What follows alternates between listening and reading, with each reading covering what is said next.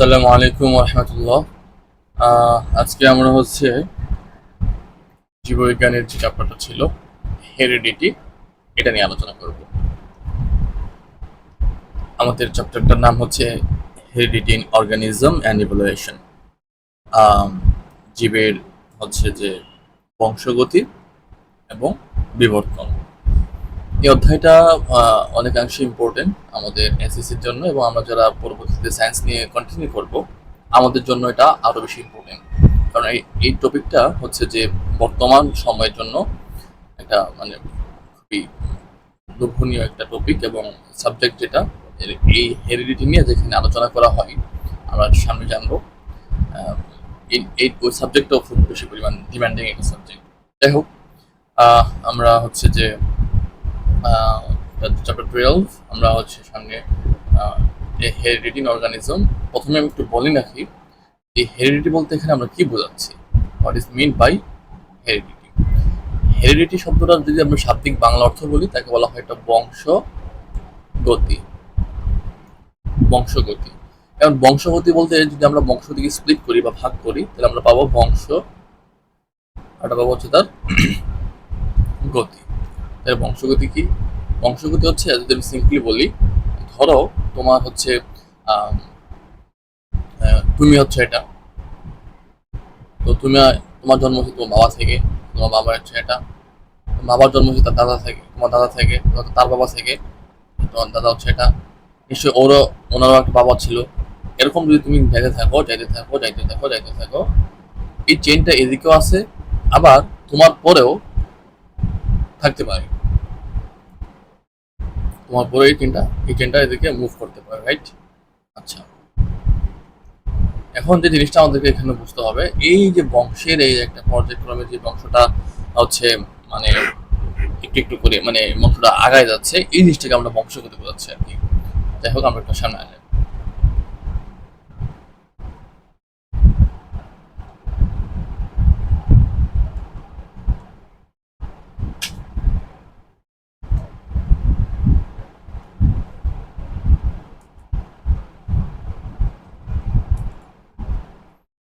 এখন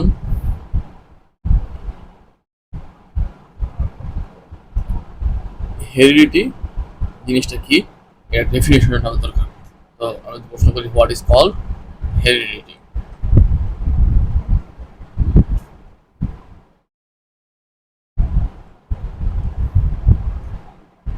so the question is, what is called heredity? এর সংজ্ঞাটা যদি তুমি দেখি, heredity is a process through which traits and characters, I will say, traits and characteristics are passed from parents to their offspring. অর্থাৎ আমাদের পিতামাতা থেকে ট্রেট অ্যান্ড ক্যারেক্টারিস্টিক্স কোথায় পাস হয়? অফস্প্রিং। অফস্প্রিং মানে তার বংশধর বা সন্তান সন্ততি। আমরা অফস্প্রিং মানে তার বংশধর, বংশধর বা বাচ্চা কাচ্চা, প্যারেন্টস তো বুঝি। এখানে একটা ওয়ার্ড আমি বাংলা অর্থ করি নাই, ট্রেটস অ্যান্ড ক্যারেক্টারিস্টিক্স, এটা আমি এভাবে উচ্চারণ করছি, কার পেছনে কারণ আছে। আচ্ছা, এই ডেফিনেশনটা পরীক্ষা আসতে পারে, এই জন্য এটা তোমরা মেমোরাইজ করে নিয়ে আমি বুঝাই দিচ্ছি। এই হেরিডিটি একটা প্রসেস, যে প্রসেসের মাধ্যমে কি হয়, ট্রেটস অ্যান্ড ক্যারেক্টারিস্টিক্স গুলা পাস হয় কোথা থেকে কোথায়? প্যারেন্টস থেকে তাদের অফস্প্রিং এর কাছে, তাদের পিতামাতা থেকে সন্তান সন্ততির কাছে পৌঁছে থাকে। এখানে ট্রেটস জিনিসটা কি আসলে? আচ্ছা, এই জিনিসটা ট্রেটস জিনিসটা যদি আমরা বুঝতে চাই, তাহলে ট্রেটস অ্যান্ড ক্যারেক্টারিস্টিক্স,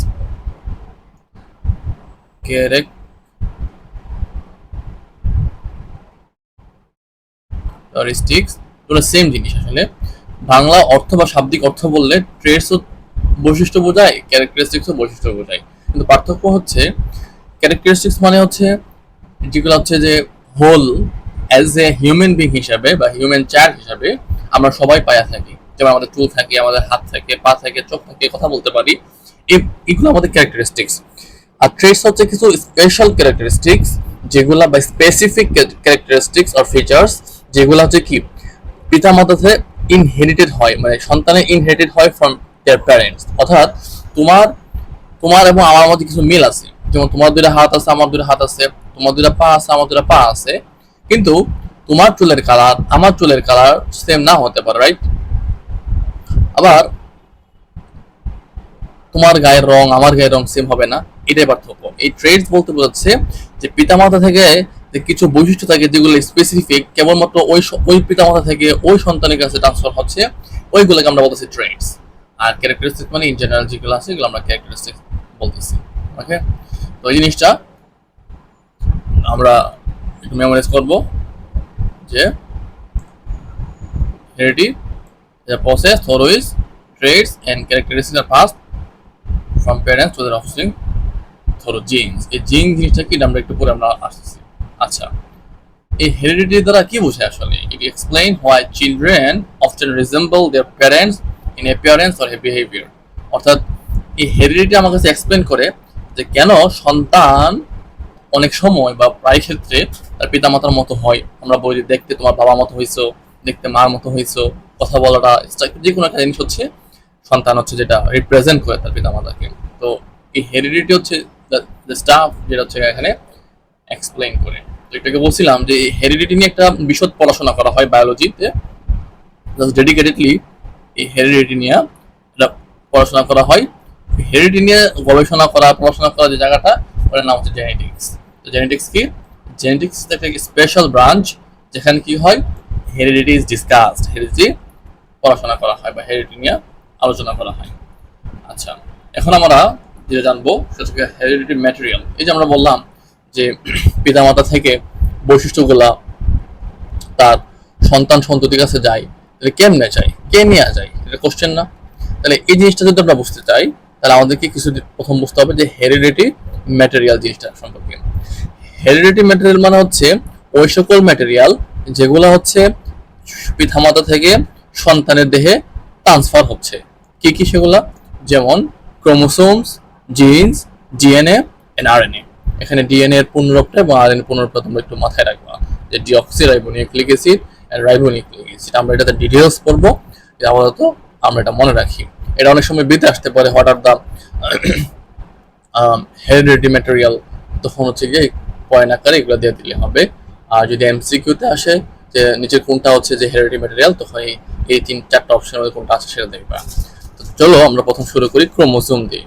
তাহলে ক্রোমোজোম কি জিনিস?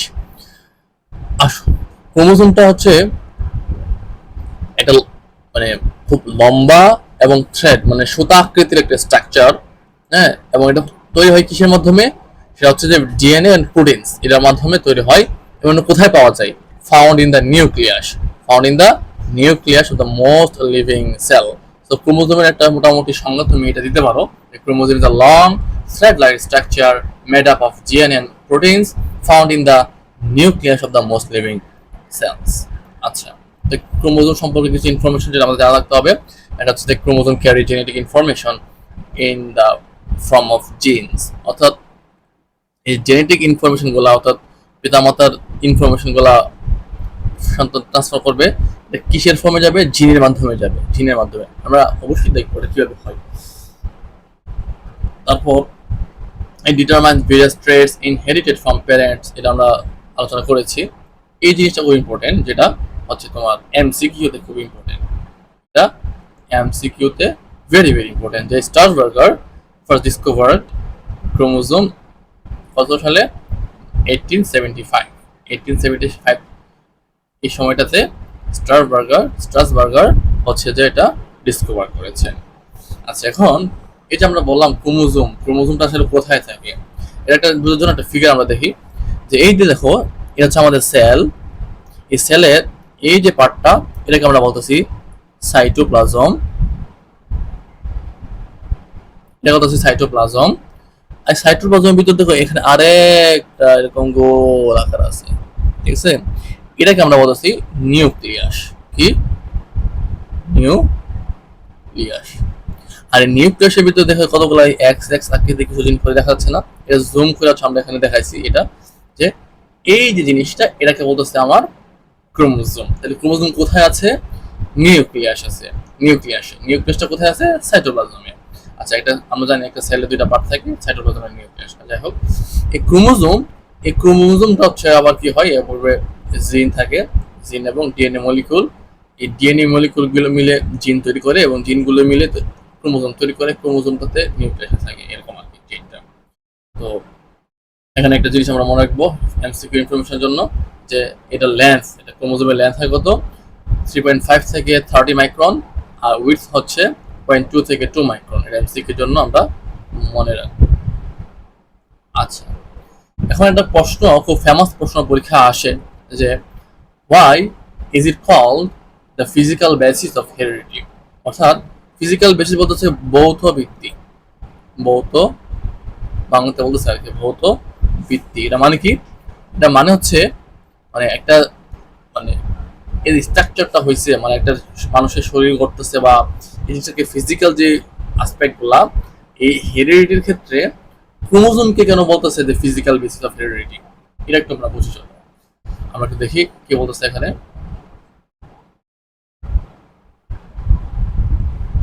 The chromosomes are referred to as a physical basis. Chromosomes are referred to as the physical basis of heredity because they are actual structures that carry genetic material. তাহলে genetic material কি? DNA. তাহলে এটা কি বলছে?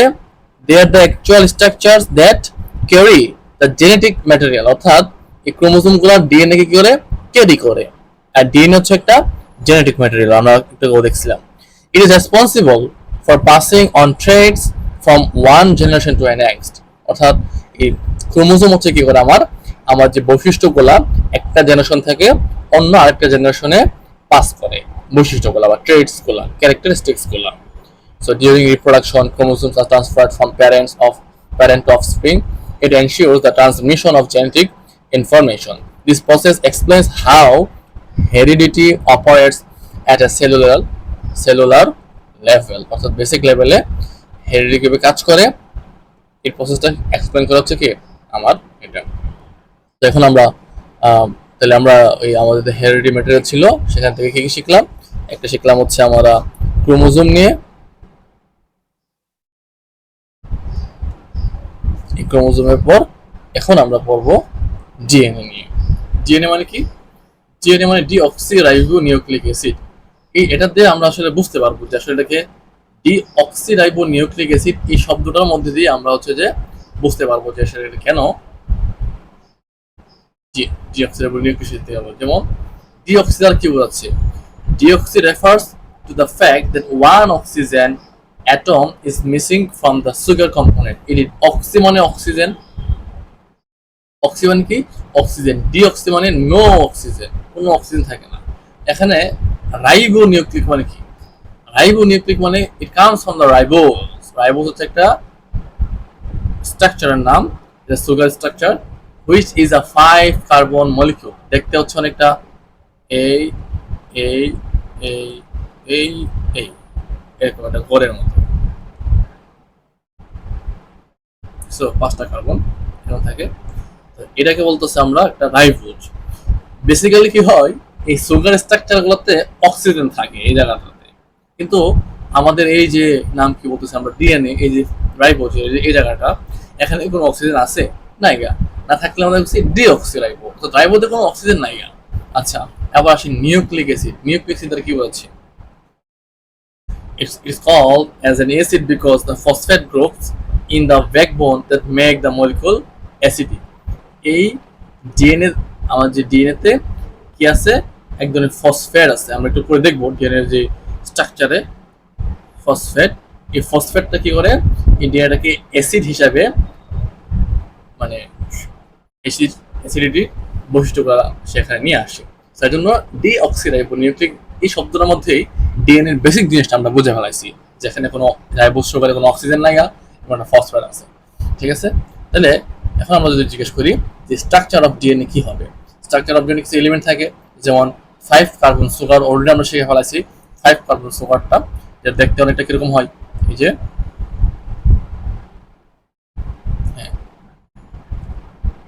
5 carbon sugar এবং inorganic phosphate থাকে, inorganic phosphate এবং nitrogen base. এই নাইট্রোজেন বেসটা 4 ধরনের হয়ে থাকে। এগুলো কি কি? একটা হচ্ছে অ্যাডেনিন, একটা থাইমিন, এটা হচ্ছে তোমার গুয়ানিন, আর একটা সাইটোসিন। এই 4 ধরনের নাইট্রোজেন বেস থাকে, এটা আমরা ডিটেইলস একটু পর জানবো। তো 4 ধরনের নাইট্রোজেন বেস থাকে। এখন এই যে 3 ধরনের এলিমেন্টস আছে, কি কি? 5 কার্বন সুগার, ইনঅর্গানিক ফসফেট এবং নাইট্রোজেন, এগুলা মিলে কি হয় দেখো। এর আগে স্লাইডে আমরা কি দেখছিলাম? এর আগে স্লাইডে আমরা দেখছিলাম যে যে নিউক্লিক অ্যাসিড, এই নিউক্লিক অ্যাসিডটা কিভাবে ডিফাইন হয়েছে এটা আমরা একটু দেখি। এই দেখো এখানে আমরা বলছিলাম যে এই যে 3টা এলিমেন্ট, এই 3টা এলিমেন্ট মিলে এক ধরনের একটা কম্পাউন্ড টাইপ ইউজ করে, এটার নাম হচ্ছে আমরা বলছি নিউক্লিওটাইড। অর্থাৎ 5 carbon sugar, inorganic phosphate and nitrogen base, এগুলো মিলে কি তৈরি করছে আমার নিউক্লিওটাইড। নিউক্লিওটাইড কি? জাস্ট সিম্পল যে 5 কার্বন সুগার, ইনঅর্গানিক ফসফেট এবং নাইট্রোজেন বেস, এই 3টা সমন্বয়ে যেটা গঠিত হয়েছে ওইটাকে আমরা নিউক্লিওটাইড বলতেছি। এজন্য ডিএনএ কে বলা হয় একটা পলিনিউক্লিওটাইড। তোমরা যদি ডিএনএ যে ডেফিনিশনটা যেটা তোমাদের বইয়ে দেওয়া আছে সেটা তুমি খেয়াল করো, সেখানে দেখবা যে লেখা আছে যে it is a double standard spiral structure of polynucleotide. তাহলে নিউক্লিওটাইড এবং পলিনিউক্লিওটাইড মানে কি? এই যে একটা নিউক্লিওটাইড দেখতেছো না, এই সবটা মিলে হচ্ছে একটা নিউক্লিওটাইড। এরকম অনেকগুলা নিউক্লিওটাইড বা একাধিক নিউক্লিওটাইড মিলে যেটা উৎপন্ন করবে এটা বলতেছে আমরা পলিনিউক্লিওটাইড। ঠিক আছে? তো এটা আমরা দেখি স্ট্রাকচারটা কিরকম হয়। যে নিউক্লিওটাইড মানে কি হয়? পলিনিউক্লিওটাইড। এটা একটা নিউক্লিওটাইড, একটা নিউক্লিওটাইড, একটা নিউক্লিওটাইড, এটা একটা নিউক্লিওটাইড, এরকম অনেক কথা আমরা অল্প করে দেখাইছি। তো এই যে নিউক্লিওটাইড, এই সবগুলাকে একসাথে বলতেছে কি? পলিনিউক্লিওটাইড। তো এই একটা পলিনিউক্লিওটাইড। এখন আরেকটা পলিনিউক্লিওটাইড, এরকম আরেকটা পলিনিউক্লিওটাইড যদি আমরা উল্টায় আসে, আমরা এটাকে উল্টায় যুক্ত করি, যেমন এই পাশে যুক্ত করি, তাহলে কি হবে? এই দুটা মিলে যা উৎপন্ন করলে এটাকে আমরা বলতেছি কি? ডিএনএ। অর্থাৎ এই ডিএনএ তে কি আছে দেখো, এই যে আমি গ্রুপ করে রাখছি এটাকে আমরা বলতেছিলাম কি? নিউক্লিওটাইড। নিউক্লিওটাইড। একাধিক নিউক্লিওটাইড, এখানে আরেকটা নিউক্লিওটাইড, আরেকটা নিউক্লিওটাইড, এখানে আরেকটা নিউক্লিওটাইড, একাধিক নিউক্লিওটাইড যুক্ত হয়ে আমার কি উৎপন্ন করছে? পলিনিউক্লিওটাইড। আবার পলিনিউক্লিওটাইড প্লাস পলিনিউক্লিওটাইড মিলে আমার কি তৈরি করলো? ডিএনএ তৈরি করলো। এই ডিএনএটাকে আমরা, আর সেটা একদম ভিতরকার অবস্থা, একটা ডিএনএ এরকম ভাবে কেমিক্যালি অ্যারেঞ্জ থাকে। আর এটাকে আমরা বিভিন্ন জায়গায় অনলাইনে আমরা এই স্ট্রাকচারটা দেখতে পারি যে এরকম ডাবল একটা সুতার মতো পেঁচায় আছে এরকম এদিকতে। এই যে বিখ্যাত জিনিসটা, এটাকে প্রথম যে আবিষ্কার করছে সে হচ্ছে ওয়াটসন অ্যান্ড ক্রিক। একজন হচ্ছে তোমার একজন ব্রিটিশ, একজন আমেরিকান সায়েন্টিস্ট। ওয়াটসন অ্যান্ড ক্রিক ওরা হচ্ছে এটাকে আবিষ্কার মানে ইনভেন্ট করছে, বা এটাকে প্রথম এই স্ট্রাকচারটাকে নিয়ে আলোচনা করছিল। এবং এজন্য এটা হচ্ছে 1953 সালে, এবং এজন্য ওরা কি হয়েছিল? নোবেল প্রাইজও পাইছিল। হ্যাঁ, নোবেল প্রাইজ তারা পাইছিল এই ডাবল হেলিক্স। এটা বলা ডাবল হেলিক্স, এটা একটা হেলিক্স, এটা একটা হেলিক্স, কিন্তু এটাকে মিলাই বলছে কি? Double helix. এই ডাবল হেলিক্স স্ট্রাকচারের জন্য ওরা 1953 সালে নোবেল প্রাইজ পাইছিল।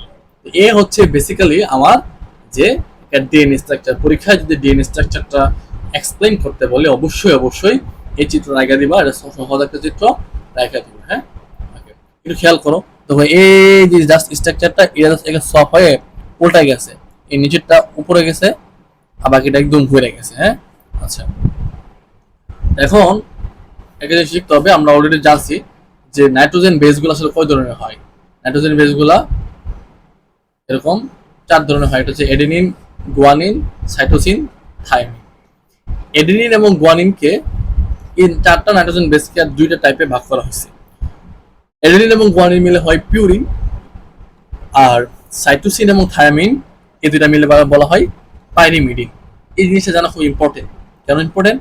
আমাদের যে ডিএনএ স্ট্রাকচারটা আছে, আমরা লাস্ট দেখছিলাম, এই যে দেখো এই ডিএনএ স্ট্রাকচার তুমি লক্ষ্য করো, এখানে একটা সি মানে সাইটোসিন, আর জি মানে গুয়ানিন, এ মানে এডেনিন, আর টি মানে থায়ামিন।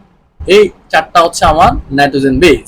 তাহলে একটা পলিনিউক্লিওটাইড এবং অন্য একটা পলিনিউক্লিওটাইড যুক্ত হচ্ছে কিসের মাধ্যমে?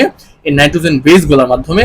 এবং তুমি যদি লক্ষ্য করো ওদের মধ্যে দেখো একটু বন্ড দেখা যাচ্ছে, এই বন্ড গুলো একটা ট্রিপল বন্ড, একটা double bond. How it is fixed, এটা কিভাবে ফিক্সড হয়েছে, কোথায় কি বন্ড হবে, এটা জানার জন্য আমরা হচ্ছে এই এই জিনিসটা জানা দরকার যে পিউরিন এবং পাইরিমিডিন। জি এটা বলা হয় পিউরিন, আর সিটি সিটি মানে হচ্ছে পাইরিমিডিন। আচ্ছা এখানে একটা পড়া, একটা এই কথাটা একটু পড়ো কি লিখছি আমরা এখানে। এটা হচ্ছে তোমার, আমরা বলতেছি যে adenine of one strand bonds with the thiamine of another strand by double bond। অর্থাৎ একটা স্ট্র্যান্ডের এডেনিন মানে এ, অন্য একটা স্ট্র্যান্ডের থায়ামিন মানে টি, ওদের মধ্যে বন্ড হবে, এই বন্ড হবে হাইড্রোজেন, টু হাইড্রোজেন বন্ড, অর্থাৎ ডাবল বন্ড হবে। ঠিক আছে। আবার আরেকটা স্ট্র্যান্ডের যে গুয়ানিন বা আরেকটা এবং অন্য একটা স্ট্র্যান্ডের সাইটোসিন কি হবে, অর্থাৎ ওদের মধ্যে ট্রিপল বন্ড গঠন হবে, অর্থাৎ জি এবং সির মধ্যে ট্রিপল বন্ড হবে। এই বন্ডের মাধ্যমে এরকম একটা স্টেট যেটা আমরা দেখছি অলরেডি, যে এরকম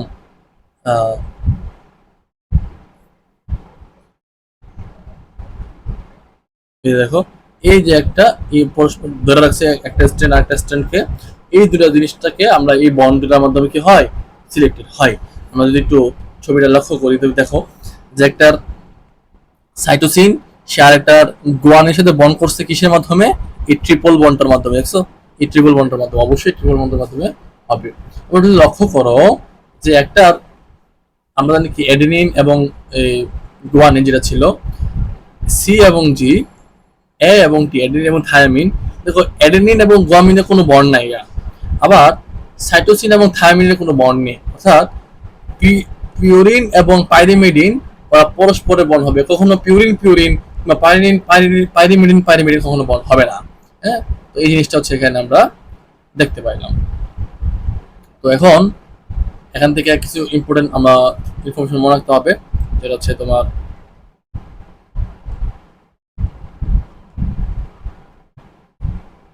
যেমন complete twist in a helix, এটা কত হয়, টুইস্ট হচ্ছে 34 অ্যামস্ট্রং। এই এ দেখো তোমাদের বই এর পর ডট দেওয়া আছে এরকম ডিগ্রির মতো, এটা বলা হয় অ্যামস্ট্রং। এই সংখ্যাটা বলা হয় অ্যামস্ট্রং, বিজ্ঞানীর নাম থেকে আসছে। ওই ছোট মেজারমেন্টকে অ্যামস্ট্রং দ্বারা প্রকাশ করা হয়। Length of two adjacent nucleus, অর্থাৎ এই যে নিউক্লিওটাইড যে আমাদের আছে, এই নিউক্লিওটাইডগুলোর লেন্থ অর্থাৎ একদম টপ থেকে বটম পর্যন্ত লেন্থগুলো কত হয় 3.4 অ্যামস্ট্রং।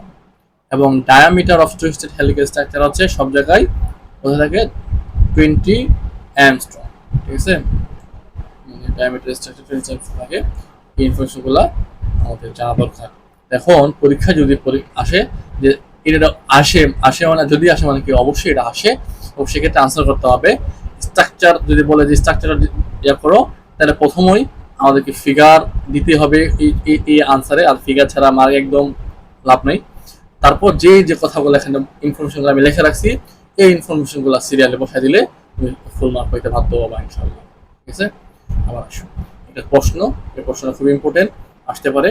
হ্যাঁ, সাধারণত ওই প্রথম যে প্রশ্নটা বেশি দেখা যায়, কিন্তু এটা যদি আনকমন দেয় তাহলে এই প্রশ্ন দিতে পারে যে ডিএনএ কে কেন কেমিক্যাল বেসিস অফ হেরিডিটি বলা হয়। আমরা একটু বলছিলাম যে ক্রোমোজোমকে বলা হয় ফিজিক্যাল বেসিস অফ হেরিডিটি, আর এখানে ডিএনএ কে বলতেছে chemical basis of heredity. Why? DNA is called the chemical basis of heredity because it holds the genetic information that is passed from parents to their children. This মানে কি বলতেছে যে এই DNA কি হতেছে, এটা কি করে জেনেটিক ইনফরমেশন গুলো হোল্ড করে। কোনটা? ডিএনএ। কার থেকে? প্যারেন্টস থেকে। কোথায় পাস করে? প্যারেন্টস টু দেয়ার, প্যারেন্টস থেকে চিলড্রেনের মধ্যে, অর্থাৎ ডিএনএ করতেছে। This information determines, এই যে ইনফরমেশন গুলো ডিটারমাইন করে, কি ডিটারমাইন করে?